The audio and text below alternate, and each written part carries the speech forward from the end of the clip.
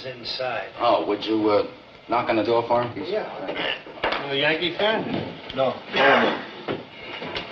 Baltimore. It's like being hit in the head with a crowbar once a day. Who they got? No, I mean, who they got besides good groundkeepers? Say, we'd like to get started. Oh, forgive me, gentlemen. I didn't mean to keep you waiting. Baltimore. Okay, gentlemen, if I can have your attention. You fellas can handle this thing any way that you want to. I'm not going to make any rules.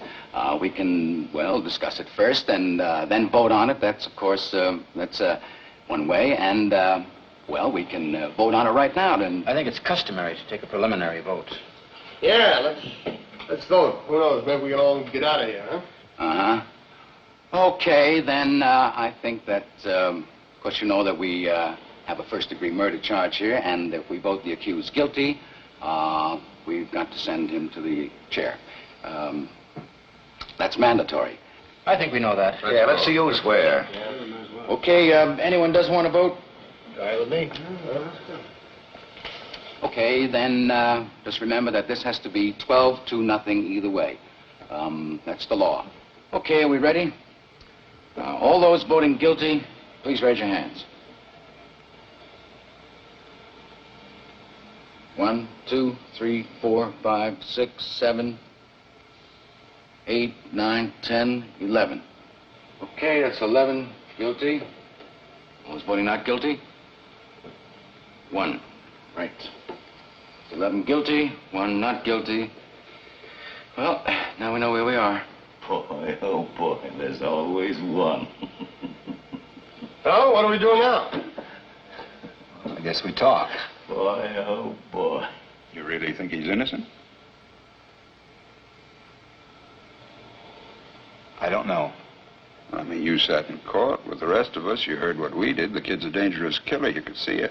He's 18 years old. Well, that's old enough. He stabbed his own father 4 inches into the chest. They proved it a dozen different ways in court. Would you like me to list them for you? No. Then what do you want? I just want to talk. Well, what's there to talk about? 11 men in here think he's guilty. No one had to think about it twice except you. I want to ask you something. Do you believe his story? I don't know whether I believe it or not. Maybe I don't. So how come you vote not guilty? Well, there were 11 votes for guilty.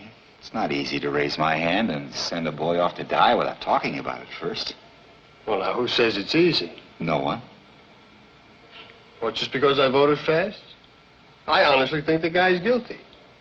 Couldn't change my mind if you talked for 100 years. I'm not trying to change your mind. It's just that we're talking about somebody's life here. We can't decide it in 5 minutes, supposing we're wrong. Supposing we're wrong. Yeah. Supposing this whole building should fall down on my head. You can suppose anything. That's right. Look, what's the difference how long it takes? Suppose we do it in 5 minutes, so what? Let's take an hour. Ball game doesn't start till 8 o'clock.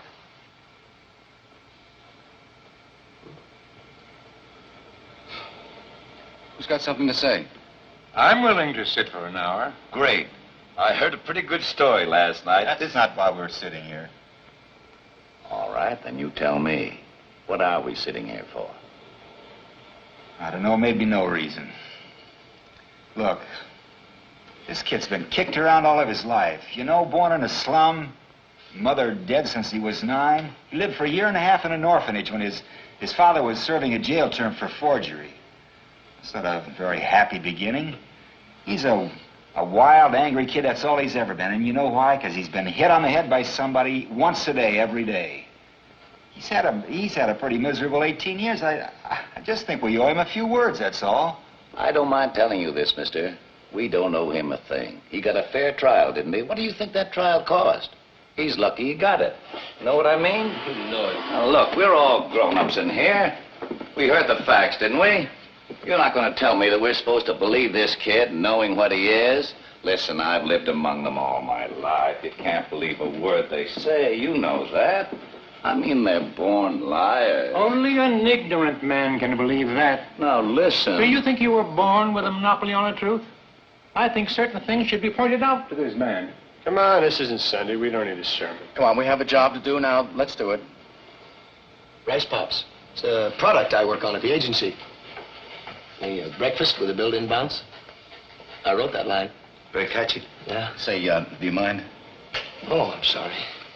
I have this habit of doodling. It keeps me thinking clearly. Yeah, we have all this work to do. There's no point staying here Sorry. forever. Okay. Now, perhaps if the gentleman down there who's disagreeing with us, well, perhaps you could tell us why. You know, let us know what you're thinking, and we might be able to show you where you're mixed up. Well, look, maybe this is an idea. Now, I haven't given it much thought, but it seems to me that it's up to the group of us to convince this gentleman that he's wrong and we're right. Now, maybe if we each took a couple of minutes just to... Well, it was just a quick idea. No. That's a good one. Suppose we go once around the table. I guess you're first. Well, it's hard to put into words. I just think he's guilty. I thought it was obvious from the word go. I mean, nobody proved otherwise. Nobody has to prove otherwise. The burden of proof's on the prosecution. The defendant doesn't even have to open his mouth. That's in the Constitution. Oh, well, sure, I know that. What I meant was, well, I just think he's guilty. I mean, somebody saw him do it. Okay. Here's what I think, and I have no personal feelings about this. I just want to talk about facts. Number one, the old man lived downstairs under the room where the killing took place. At 10 minutes after 12 on the night of the killing, he heard loud noises. Said it sounded like a fight. And he heard the kid yell out, "I'm going to kill you." A second later, he heard a body hit the floor. Ran to the door, opened it up, saw the kid running down the stairs and out of the house. Called the police. They came in, found the old man with a knife in his chest. The coroner fixed the time of death around midnight. Now, these are facts. You can't refute facts. The kid is guilty. I'm just as sentimental as the next fella. I know he's only 18, but he's still got to pay for what he did. I'm with you. Okay, you finished? Yeah. Right, next. It was obvious, to me anyway, that the boy's entire story was flimsy. He claimed he was at the movies during the time of the killing, and yet 1 hour later, he couldn't remember the names of the films he saw or who played in them. That's right. And no one saw him going in or out of the theater. Listen, what about the woman across the street? If her testimony don't prove it, nothing does. That's right. She was the one who actually saw the killing. Now, fellas, please, let's go in order here, huh? Just a minute. Here's a woman... Here's a woman who's lying in bed. She can't sleep. She's dying with the heat. You know what I mean? Anyway, she looks out the window, and right across the street, she sees the kid stick the knife into his father. The time is 12:10 on the nose. Everything fits. Look, she's known the kid all his life. His window was right opposite hers across the L tracks, and she swore she saw him do it. Through the windows of a passing L train. Right. This L train had no passengers on it, just being moved downtown. The lights were out, remember? And they proved in court that at night you can look through the windows of an L train when the lights are out and see what's happening on the other side. They proved it. I'd like to ask you something. You don't believe the boy's story. How come you believe the woman's? She's one of them, too, isn't she? You're a pretty smart fella, aren't you? Okay, gentlemen. Now, gentlemen. Come on, sit down. Sit down. Oh, what's he so wise about? I'm telling Okay, you. now, come on. Now, we're not going to get anywhere fighting. Whose turn is it next? Oh, his, number 5. Now, can I pass it? Well, that's your privilege. How about the next gentleman?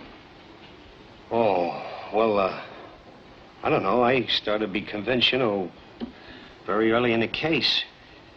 You see, I was looking for a motive. That's very important because if you don't have a motive, where's your case, right? Anyway, that testimony from those people in the apartment across the hall from the kid's apartment, that was very powerful.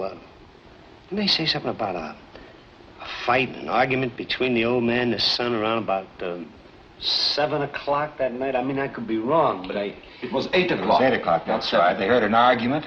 They couldn't hear what it was about. Then they heard the father hit the boy twice. Finally, they saw the boy run angry out of the house. What does that prove?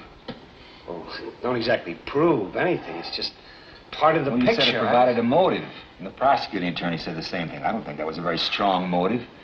This boy's been hit so many times in his life that violence is practically it's a normal state of affairs with him. I can't see 2 slaps in the face provoking him into committing murder. It may have been too many. Everyone has a breaking point.